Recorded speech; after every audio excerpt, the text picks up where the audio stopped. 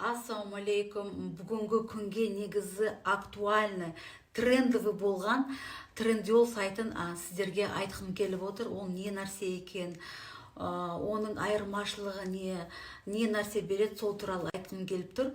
То есть тегін ақпарат, бұны басқалар ең арзан дегенде 5000 теңгеге сатып бар. Уже ең қымбат деген кезде ішіне тағы да бірдеңкелерін қосып, тағы да курстарын қосып, оны былай араластырып, оны 150 000 теңгеге сатып жатқандар бар. То есть бұл жерге, бұл сабақ қазір актуальный настолько, что адамдар осы сабақты үйрену үшін ақша беріп жатыр да. Сондай ақша беріп жатқаннан кейін ол сабақта шындығында келген кезде қандай минустары бар, қандай плюстары бар, қандай айырмашылығы бар, сол туралы сіздерге айтқым келіп тұр. Жалпы саудада өзінің бір сөйтіп негізі сауданы істемеймін деп ойладым. Гид болып жұмыс істеп көрдім, Эрсакта жұмыс істедім, текстильде жұмыс істедім, но бірақ сауда маған жақын екен, басқаларға мен соны көрсете алады екенмін, көп нәрсе ақпарат бере алады екенмін, көмектесе алатынымды соған көзім жетті. Сондықтан да тем более қазір мынау тренд болып жатқан әңгімелер айтылып жатыр, бірақ до конца айтылмай жатыр. Сондықтан да осы нәрселердің бәрін толық до конца сіздерге түсіндіргім келіп отыр. И соны сіздерге түсіндіремін. Негізі Рамазан айында көп жақсы амалдар жасалу керек, бір-біріне жақын болу керек, көп садақа беру керек, көп бір-біріне сыйлық берілу керек. Сол сияқты конкурсымыз өтті, но бірақ оны мен аз көріп, осы трендиолды сіздерге сабақ. Ол жерде просто адресін жазасыздар, адресте үйімізге алып кеп береді. Бізге 50 лирадан жоғары товарларды болса, то есть Түркияның ішінде тегін үйлеріне әкеп тастап жатыр. Ал бірақ сыртқа қарай олардың доставкасы жоқ. Трендиол сайты 2010 жылдан бастап жұмысын атқарып келе жатыр. Және де 20 миллионнан астам клиенттері бар. Сосын 20 миллион адам деген бір үлкен клиентский база сияқты болып көрінгенмен, бірақ егер по меркам Турции бір Стамбулдың өзінде 25 миллион халық тұрады. Представляете, 25 миллион халық тұрады. Егер Турциядан товар керек болса, осы трендиол программасын жүктеп алып, ішіне тіркелесіздер. Оның жолдарын бәрін Telegram каналға қойып қойдық. Одан кейін Google переводчик керек болады. Инэкспортта тіркелетін тоже жолдарын бәрін көрсетіп қойдық. Осы трендиол мен Wildberries-тің екеуінің айырмашылығын айтатын болсақ, менің білуімше, Wildberries үлкен, мықты платформа. Неге десеңіз, үлкен уже масштабты алған, бүкіл әлемдік деңгейде жұмыс істеп жатқан платформаның бірі, то есть маркетплейстің үлкен платформасы, торговый площадкасы деуге болады. Екеуі негізі бір уақытта жұмыстарын бастаған.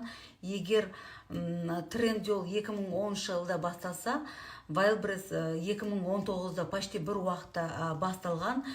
И негізі Wildberries-те бүкіл описаниясы бәрі жазылады, тексеріледі. Егер дұрыс болмаса, сай болмаса, просто площадкаға шығарылмайды. Жақында конкурс өтті. Сол конкурста светильникті ойнатаған болатынбыз. Осылардың бәрін мен трендиолдан алған болатынмын.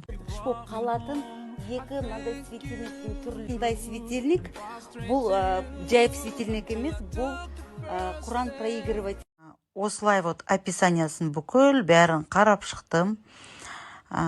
Еш жерде Made in Китай деген жазу жоқ болатын. Бірақ уже товар үйге келген кезде китайский болып шықты. Ол даже Қазақстанға қарағанда бағасы қымбаттау болды. Сыртқа именно каргода осындай заттарға запрет бар. Қанша 1000 километрде отырып, сол ресурсыңды кетіресіз, товарыңызды заказ бересіз, оған тіркелесіз, оны уайымдайсыз, оны уақыт күтесіз. Мысал үшін, оның күту уақыты қазір карголар 3 күн, бір аптада кетіп жатыр, допустим, бір апта кетеді, Алматыға кетеді, потом сіздің қалаңызда.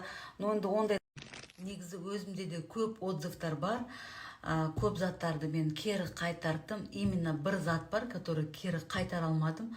Сол зат постоянно Трендол туралы напоминать етіп тұрады. Қазір көрсетемін. Қараңыздар, мына өзімнің личный отзывым, мына айна мынандай деформироваться етіп тұрады. Картинкада басқаша.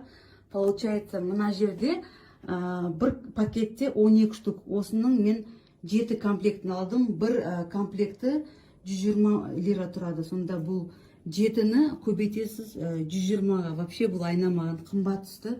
И качествосы ужасный енді. Честно, кейін қайтарып беруім керек еді деген не бар. Енді бұның қазір шығаратын болсам, стенамен бірге шығып кетеді. Сондай. Вот цех, смотрите, здесь вот я хотела объяснить.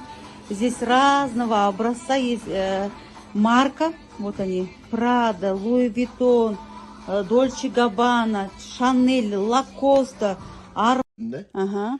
Ama bu adamların dükkanı yok. Aha. Bu adamlar işte ufak tefek alıp internette satan insanlar. Bu adam bana geliyor. Ben ona benim gibi yani hani bana geliyor demeyeyim de benim gibi bir yere geliyor. Para veriyor, kendi markasını yaptırıyor, gidiyor. Bu adamların dükkanı yok. İstersen bir etrafı çek, bizim dükkanı da göster. Ben sana bizim dükkanın da videolarını atayım. Burası 9-10 kat bina. Bu adamların bir şeyi yok, geliri yok. Ben de söyledim Üretimi buradan yok. gerçekten Bizim ne var? fabrikamız var 3 tane. Ben sana bizim dükkanın videolarını atayım. Burası Tamam. 10.000 metrekare, diğer dükkan 15.000 Ama metrekare. Trendyol'da kalite olarak Yok. onlar Yok kötü. abi, kötü. Trendyol kötü. Evet. Onu anlatmaya Trendyol'dan bak, çalışıyorum. ben Türkiye'de yaşıyorum. Ben Trendyol'dan alışveriş yapmıyorum hiç. Ben de aynı. Kıyafet bile almıyorum ben Trendyol'dan. Evet. Telefon kılıfı bile almıyorum. Evet, doğrudur. Trendyol'dan alışveriş yapacaksın. Bu telefon ne? iPhone. Aha. Çakması yok bunun. Bunu Trendyol'dan